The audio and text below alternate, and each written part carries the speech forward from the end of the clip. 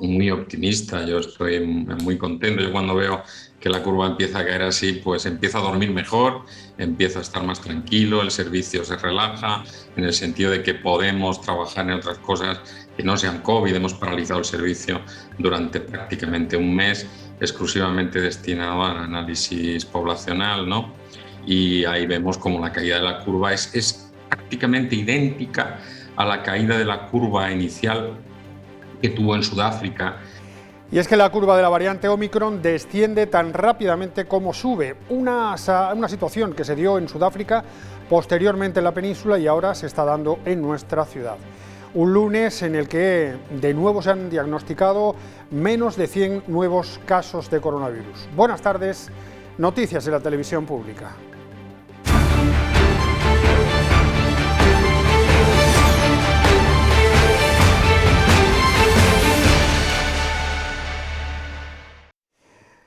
Hablamos de la evolución de la pandemia. La incidencia acumulada a 14 días sigue descendiendo, aunque continúa en riesgo muy alto. El índice es de 4.051 casos por 100.000 habitantes. Vamos a ver ya los datos notificados hoy por las autoridades sanitarias. Ahí tienen por debajo de los 100 casos, como les decíamos, exactamente 88 nuevos positivos se han diagnosticado en las últimas 24 horas. El número de ingresos en el hospital también ha descendido. Son 25 las personas que se encuentran recuperándose en el centro hospitalario. 4 de ellas están en la UCI y 5 en urgencias.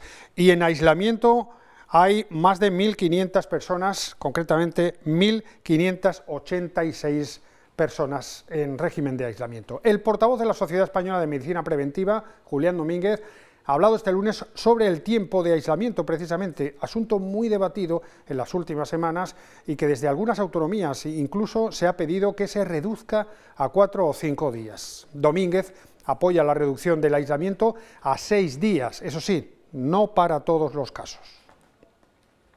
Los expertos se muestran a favor de la reducción del aislamiento por COVID-19 a 6 días, ya que los últimos estudios demuestran que en muchos casos los pacientes comienzan a contagiar antes de desarrollar sintomatología, por lo que el aislamiento que se realiza hasta el momento no sería la mejor medida. Podría ser muy poco efectivo. Si un 50% de personas casi se estima que pueden infectar antes de tener síntomas, eso es muy problemático porque la utilidad de los aislamientos empieza a decaer. Eso sí, con unas condiciones como no presentar síntomas y realizarse pruebas al finalizar la cuarentena. Claro, si no tenemos ninguna prueba negativa o no tenemos ningún dato adicional y es un no vacunado, podríamos estar otra vez, estaríamos en los 10 días o 7 días más 3 de riguroso seguimiento de mascarilla. Por tanto, reducción. Y segundo, seguir con pruebas en los no vacunados y seguir con pruebas en los contactos vulnerables, que son los que tenemos que cuidar mucho más. Una cuarentena que además podría reducirse incluso más en el caso de los sanitarios. Hasta 3 días, en algunos casos con 3 más de riguroso seguimiento de medidas higiénicas y con 2 pruebas. Sobre las restricciones también ha hablado Julián Domínguez, considerando las actuales eficaces y señalando que tendrían que haberse impuesto más medidas en épocas como la Navidad, aunque en lo que sí ha insistido ha sido en la necesidad de control de las mismas. Pues la posibilidad de tomar medidas adicionales es nulo y, por otra parte, el control respecto a las medidas decretadas pues no siempre es efectivo. Por tanto, sería el control más que en sí mismo la norma.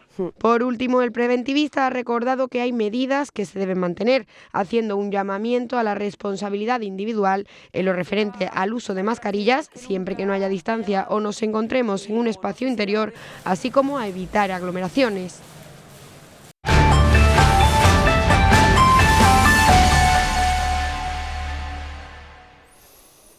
Desde las 9:30 la Asamblea está celebrando la sesión resolutiva correspondiente al pleno de este mes. Vox ha llevado una propuesta relativa a manifestar el apoyo sin fisuras a la labor de las fuerzas y cuerpos de seguridad del Estado. Una propuesta que ha levantado críticas por parte de PSOE, MDC y Caballas, dado que consideran que este partido se ha manifestado en contra de la asociación de la Agrupación Unificada de la Guardia Civil e incluso ha calificado a miembros de estas fuerzas de promarroquíes. La propuesta ha salido con 13 votos a favor y 8 en contra. Partido Popular ha apoyado la misma, ciñéndose estrictamente a los 2 puntos expresados en ella. El diputado de Vox ha hecho alusiones a lo que considera peculiaridades de la llamada Ley Mordaza. Francisco Ruiz señala que, entre otras cuestiones, se sitúa en la diana a funcionarios públicos que ejercen su derecho al trabajo. Que no se pueda proteger y garantizar los derechos y las libertades de los ciudadanos, como se pretenden con estas modificaciones, es exactamente lo que quieren los violentos y los terroristas. La diputada socialista Cristina Pérez le ha afeado la propuesta tachándola de estar llena de mentiras y falsedades. Esta ley lo que se pretende es una defensa integral de los derechos fundamentales, no solo de los ciudadanos, sino también de las fuerzas y cuerpos de seguridad del Estado.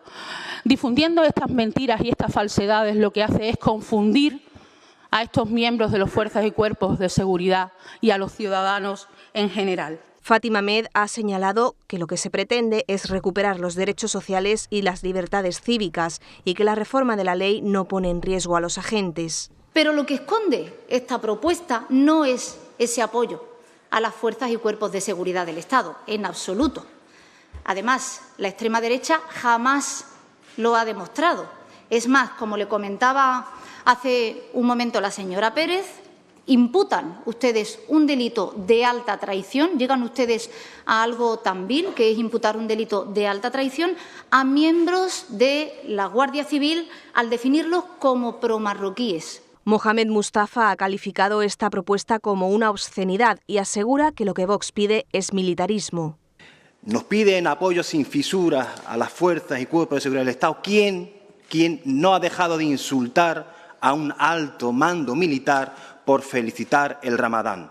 Finalmente, Carlos Rontomé ha defendido esta ley y ha manifestado el apoyo a los puntos reflejados en la propuesta. Pero el vicepresidente segundo de la Asamblea ha solicitado que las propuestas del Pleno no se centren en acción política de carácter nacional, señalando a Vox de pretender convertir a la Asamblea en un altavoz de su propaganda política. Entendemos que los ataques a esta ley están basados más en criterios puramente de desgaste político partidista que de otro sentido.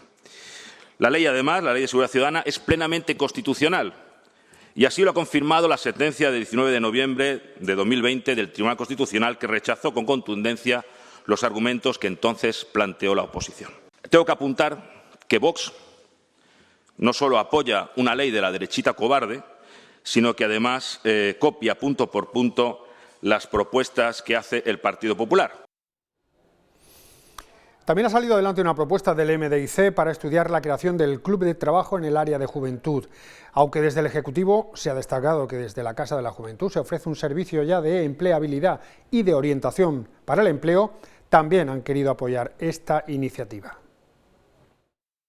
Club de Trabajo, un servicio de soporte y acompañamiento experto que ofrece a la gente joven una orientación laboral y las herramientas para mejorar su búsqueda de trabajo y su empleabilidad. Se dirige a personas jóvenes desempleadas entre 16 y 30 años.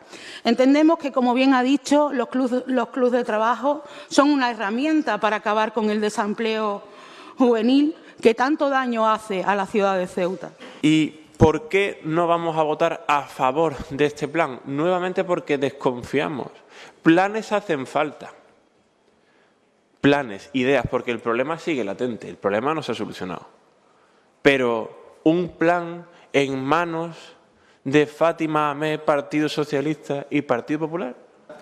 Que yo creo que es pertinente porque las tasas de paro juvenil que sufrimos en esta ciudad son lacerantes. Vamos a apoyar su propuesta y vamos a votar a favor de que se plantee el estudio de la creación del Club de Trabajo para el área de juventud para seguir mejorando y poder, en beneficio de todos los jóvenes, seguir fomentando este empleo. Y por unanimidad ha salido adelante la propuesta de la extinta Caballas tendente a contratar un servicio de diagnóstico y suministro de ortopedias para deficiencia visual para todos los niños en edad escolar. Una actuación que ya lleva a cabo el Inserso para los mayores de 65 años. Desde el Ejecutivo también se ha apoyado esta propuesta, pese a recordar que ya se está actuando en este sentido. El Reglamento de Ayudas Sociales de la Ciudad, el Reglamento de Prestaciones Económicas de los Servicios Sociales, contemplan ayuda destinada a prótesis y a gafas, atendiendo a criterios, como no puede ser de otra manera, de ingreso de las unidades familiares. Durante el año 2021, y me ha facilitado la consejera del área, me ha facilitado datos que las ayudas al respecto han sido 75 y a menores de edad se le han concedido a 29 casos.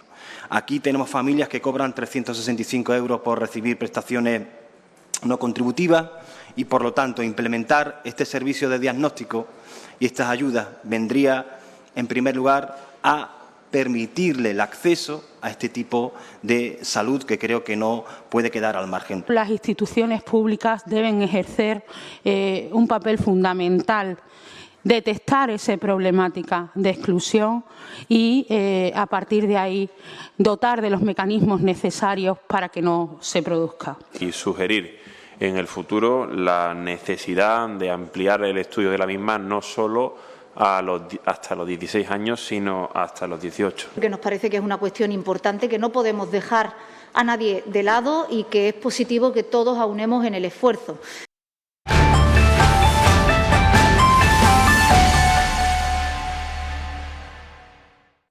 La Confederación General del Trabajo, la CGT de Andalucía, Ceuta y Melilla, se ha concentrado frente a la delegación del Gobierno como preámbulo a la movilización que el próximo jueves llevará a cabo en las puertas del Congreso para mostrar su rechazo a la reforma laboral del Gobierno.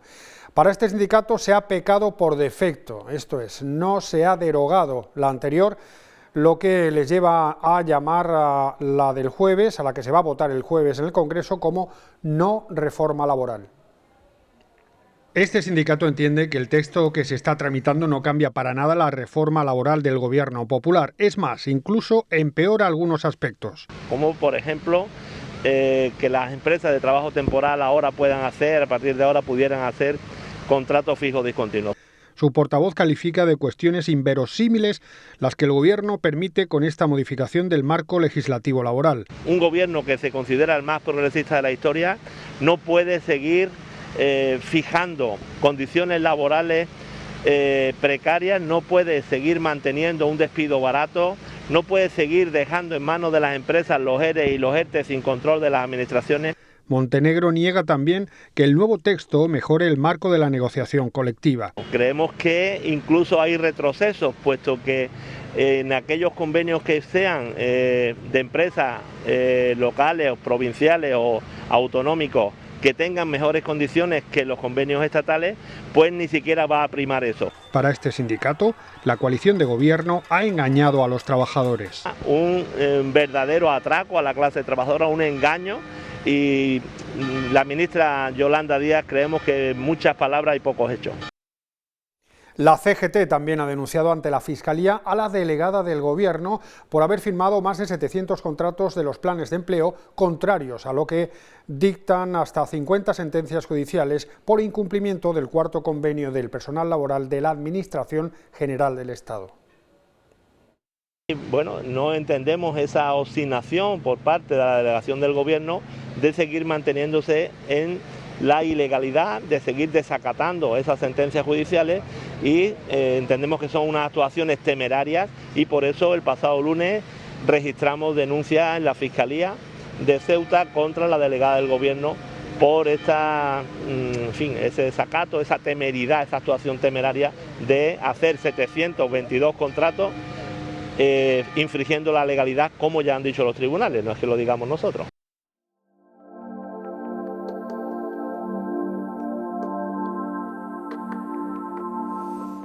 Conocemos ya la previsión del tiempo. Pues después de un temporal que ha durado a casi 15 días y de una intensa semana de levante, llega la bonanza. Una bonanza con temperaturas agradables en cuanto a la máxima, 18 grados, y la mínima que baja hasta los 12. Los cielos están soleados y el viento sopla de moderado a flojo de levante.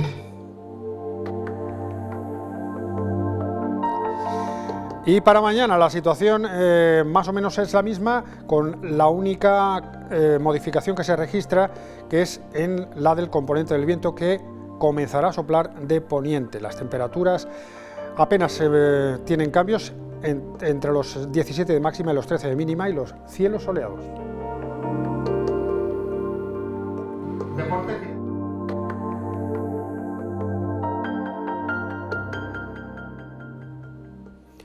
Y en cuanto a la situación deportiva, el Ceuta volvió al Muruve 42 días después y perdió con el Mérida por 0-1. Los blancos dominaron, pero no pudieron batir al cuadro extremeño, que se llevó el partido con un solitario tanto en el minuto 47. El Ceuta sale de los puestos de play-off de ascenso. Derrota de la agrupación deportiva Ceuta ante el Mérida por la mínima en su vuelta al Muruve 42 días después. Los blancos cayeron en un partido que dominaron, pero no fueron capaces de batir a un rival muy sólido defensivamente. El partido comenzó intenso por ambos bandos, con un Ceuta que tomaba la iniciativa y poco a poco empezaba a dominar, aunque sin generar peligro ante la meta defendida por Javi Montoya.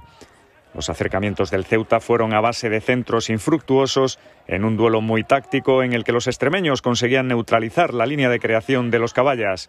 Sin ocasiones y con el empate a 0 se llegaba al descanso. La segunda parte comenzó mal para el Ceuta.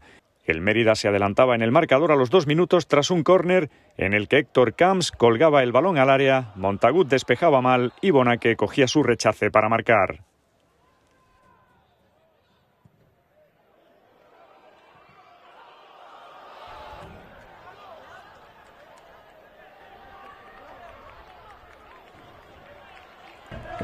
Trujillo no tardó en mover ficha, dando entrada a Benji, que fue el que dispuso de la primera ocasión ceutí, este cabezazo a centro de Pito Camacho, que se perdió fuera. Luego fue Reina el que la tuvo con este disparo que se marchó fuera junto al palo. El Ceuta apretaba y volvió a estar muy cerca del gol en un centro al área de Reina, con cabezazo a bocajarro de Pito Camacho que sacó Javi Montoya. Trujillo fue a por la victoria metiendo a Luis Alcalde y Raillo por Ismael César y Alain, que se fue con un hombro lesionado. Y en el 28 el árbitro anulaba un gol de Pito Camacho por empujar a Nacho González tras el centro de Benji. El empuje del Ceuta fue decayendo con el paso de los minutos ante un Mérida que seguía muy ordenado y sacrificado en defensa. Aunque cerca del final David Castro la tuvo con este disparo desde fuera del área. Ya en el tiempo añadido el Ceuta reclamó un penalti por mano de un jugador extremeño que no pareció existir. El Ceuta perdió su cuarto partido de la temporada, segundo en el Muruve, y dejó escapar una buena oportunidad para afianzarse en el play-off, del que sale al verse adelantado por el Montijo.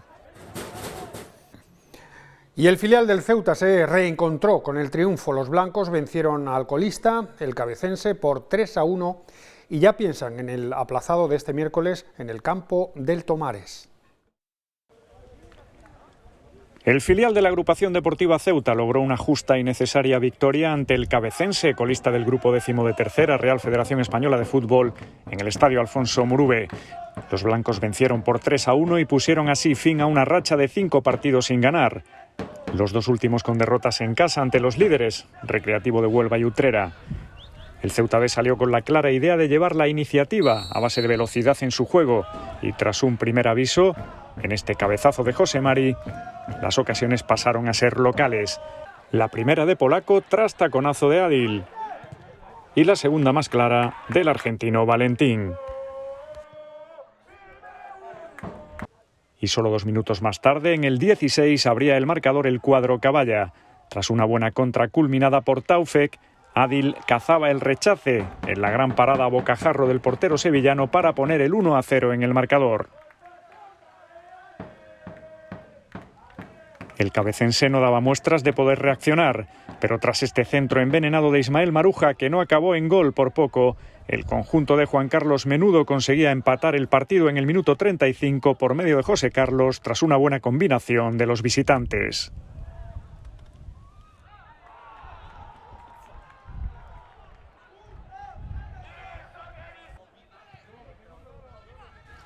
Taufek y Adil dispusieron de ocasiones para volver a poner en ventaja al filial antes del descanso, pero la primera parte acabó con empate a 1.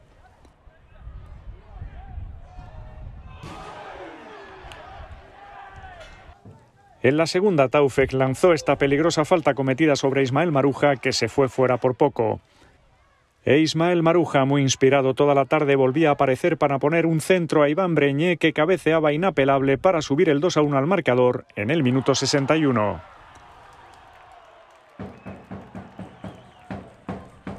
Y el tercero del Ceuta B lo iba a anotar Adil en el segundo palo, donde cabeceaba el centro de Nacho Holgado, tras jugada iniciada de nuevo por Maruja, para dejar el partido visto para sentencia en el minuto 73.